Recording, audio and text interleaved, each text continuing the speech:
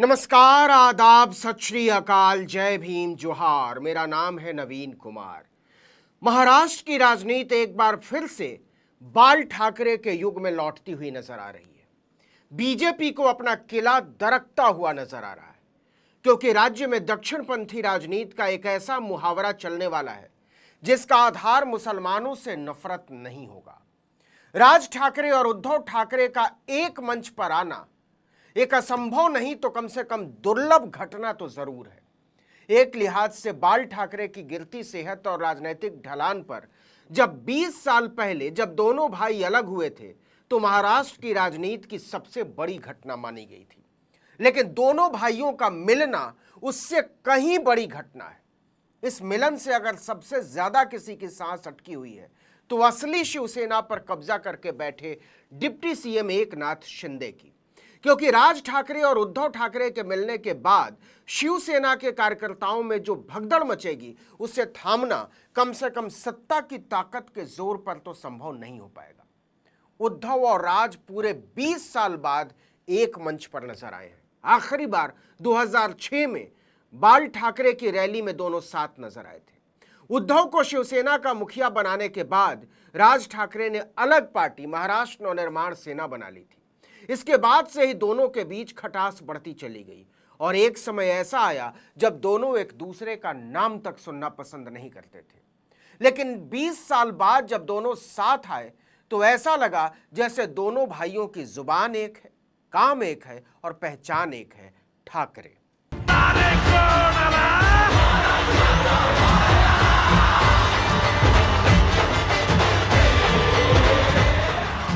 महाराष्ट्र में हिंदी को लेकर जारी विवाद के बीच उद्धव ठाकरे और राज ठाकरे ने मराठी एकता पर मुंबई के वर्ली सभागार में जबरदस्त सभा की। दोनों ने 48 मिनट तक हिंदी मराठी भाषा विवाद, मुंबई महाराष्ट्र और भाजपा की नीतियों पर निशाना साधा। लेकिन सबसे हैरत अंगेज था दोनों भाइयों का एक सुर में नरेंद्र मोदी पर हमला बोलना। दोनों ने कहा कि 3 भाषा का फॉर्मूला आया कहां से? केंद्र से आया। हिंदी से हमें कोई आपत्ति नहीं है, लेकिन इसे थोपना नहीं चाहिए। और अगर मराठी के लिए लड़ना गुंडागर्दी है तो हम गुंडे हैं। उद्धव ठाकरे ने बड़े भाई की भूमिका निभाते हुए राज ठाकरे को पहले बोलने के लिए आमंत्रित किया। सबसे पहले राज ठाकरे 25 मिनट तक बोले और भाजपा पर निशाना साधते हुए कहा कि इसके संस्थापक लाल कृष्ण आडवाणी भी मिशनरी स्कूल में पढ़े, ये क्या हिंदुत्व की बात करेंगे। राज ठाकरे ने अपनी चिर परिचित शैली में ललकारते हुए कहा, यह 3 भाषा का फॉर्मूला कहां से आया? यह सिर्फ केंद्र सरकार से आया है। हाई कोर्ट और सुप्रीम कोर्ट में आज सब कुछ अंग्रेजी में है, किसी और राज्य में ऐसा नहीं है। सिर्फ महाराष्ट्र में ही ऐसा क्यों? जब महाराष्ट्र जागता है तो दुनिया जागती है, दुनिया देखती है। राज ने कहा, हम केवल हमारे बच्चों के बारे में नहीं, सबके बच्चों के बारे में सोच रहे हैं। सबको अंग्रेजी स्कूल में पढ़ना चाहिए। हमारे बच्चे इंग्लिश मीडियम में जाते हैं तो हमारी मराठी पर सवाल उठाते हैं। लाल कृष्ण आडवाणी मिशनरी स्कूल में पढ़े। दक्षिण में स्टालिन, कनिमोई, जयललिता, नारा लोकेश, आर रहमान, सूर्या, सभी ने अंग्रेजी में पढ़ाई की। रहमान ने डायस छोड़ दिया जब एक वक्ता ने हिंदी में बोलना शुरू किया। बाला साहब और मेरे पिता श्रीकांत ठाकरे ने अंग्रेजी में पढ़ाई की, लेकिन वो मातृभाषा मराठी के प्रति बहुत संवेदनशील और उदार थे। इसके साथ ही राज ठाकरे ने कहा कि मारपीट ठीक नहीं है। उन्होंने कहा चाहे गुजराती हो या कोई और, उसे मराठी आनी चाहिए, लेकिन अगर कोई मराठी नहीं बोलता है या नहीं बोल सकता है तो उसे पीटने की जरूरत नहीं है। लेकिन अगर कोई बेकार का ड्रामा करता है तो आपको उसके कान के नीचे मारना चाहिए। पर ध्यान रखिए, अगर आप किसी को पीटते हैं तो घटना का वीडियो मत बनाया कीजिए। इसके बाद बोलने आए उद्धव ठाकरे ने 24 मिनट का भाषण दिया और कहा कि हम गुंडे हैं तो गुंडे ही सही, हमें इससे कोई एतराज नहीं है। उद्धव ठाकरे ने कहा, 1992 में जब मुंबई में हिंसा फैली थी तो यहां के मराठी लोगों ने हिंदुओं की जान बचाई थी।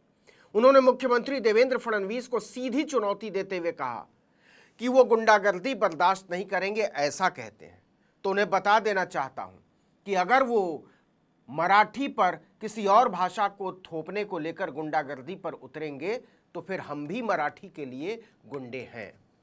उद्धव ने कहा, आजादी के वक्त हमने मुंबई के लिए लड़ाई लड़ी, उस समय के राजनेता नहीं चाहते थे कि महाराष्ट्र में मराठी हो। अब केंद्र की मोदी सरकार कहती है कि हिंदी, हिंदू, हिंदुस्तान। हमें हिंदू और हिंदुस्तान तो चाहिए, लेकिन जबरदस्ती हिंदी थोपना बर्दाश्त नहीं किया जाएगा।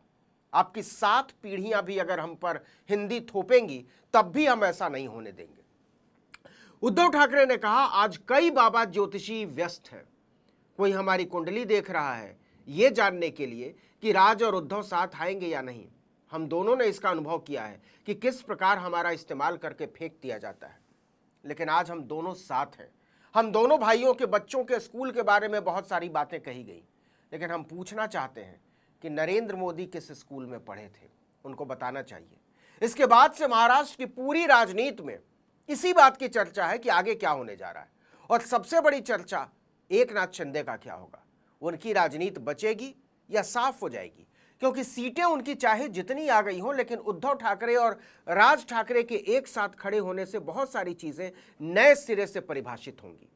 और सबसे बड़ी चीज जो तय होनी है वो ये कि क्या राज ठाकरे उद्धव ठाकरे की शिवसेना यूबीटी में अपनी महाराष्ट्र नवनिर्माण सेना का विलय करेंगे या फिर दोनों आपस में तालमेल करेंगे। दोनों जो भी तय करेंगे, लेकिन एक बात साफ है कि महाराष्ट्र में होने जा रहे स्थानीय निकाय के चुनाव में इसकी पहली परीक्षा हो जाएगी। इस एकता से मराठी मानुष की राजनीति को नई दिशा मिल सकती है और शिवसेना का पारंपरिक वोट बैंक फिर से ठाकरे भाइयों की तरफ मुड़ सकता है। देखिए, बीएमसी और कुछ दूसरे जिलों के स्थानीय निकाय चुनावों में भी शिवसेना का दबदबा रहा है, लेकिन 2022 में एकनाथ शिंदे के विद्रोह के बाद उद्धव गुट कमजोर हुआ है। राज ठाकरे की एमएनएस स्वतंत्र रूप से कम प्रभावी रही है, लेकिन साथ आने के बाद वो वोट बटोरने में सक्षम है। या अगर दोनों ठाकरे एक साथ मैदान में उतरते हैं तो बीजेपी और शिंदे गुट के लिए चुनौती बढ़ सकती है। यह नया गठबंधन बीएमसी जैसे महत्वपूर्ण चुनावों में खेल बदल सकता है और यही बीजेपी का सबसे बड़ा डर है। अब समझिए कि महाविकास अघाड़ी पर इसका क्या असर पड़ेगा। फिलहाल उद्धव ठाकरे की शिवसेना यूबीटी कांग्रेस और एनसीपी एसपी के साथ महाविकास अघाड़ी का हिस्सा है। राज ठाकरे के साथ आने से एमवीए के समीकरण बदल सकते हैं। हालांकि कांग्रेस और शरद पवार दोनों ने ठाकरे भाइयों की विजय रैली से दूरी बनाकर रखी, जिससे संकेत मिलता है कि वो इस एकता से असहज हो सकते हैं। खासकर अगर मराठी अस्मिता का कार्ड जोर पकड़ता है तो इससे गठबंधन में या तो तनाव बढ़ेगा या नए समीकरण बन सकते हैं। ठाकरे भाइयों की एकता से कांग्रेस को नुकसान हो सकता है, क्योंकि मराठी अस्मिता के मुद्दे गैर मराठी वोटरों को उनसे दूर कर सकते हैं। कांग्रेस ने पहले ही बीएमसी चुनावों में अलग लड़ने के संकेत दिए, जिससे एमवीए गठबंधन कमजोर हो सकता है। वहीं शरद पवार की एनसीपी भी इस नए समीकरण को देखते हुए अपनी रणनीति बदल सकती है। लेकिन सबसे बड़ी चुनौती शिंदे गुट और बीजेपी के लिए ठाकरे बंधुओं की एकता से एकनाथ शिंदे की शिवसेना और बीजेपी के लिए मराठी वोटों को बरकरार रखना मुश्किल हो सकता है। खासकर शिंदे गुट का वोट बैंक, जो शिवसेना के मूल समर्थकों का हिस्सा है, इस नए गठबंधन की ओर खिसक सकता है।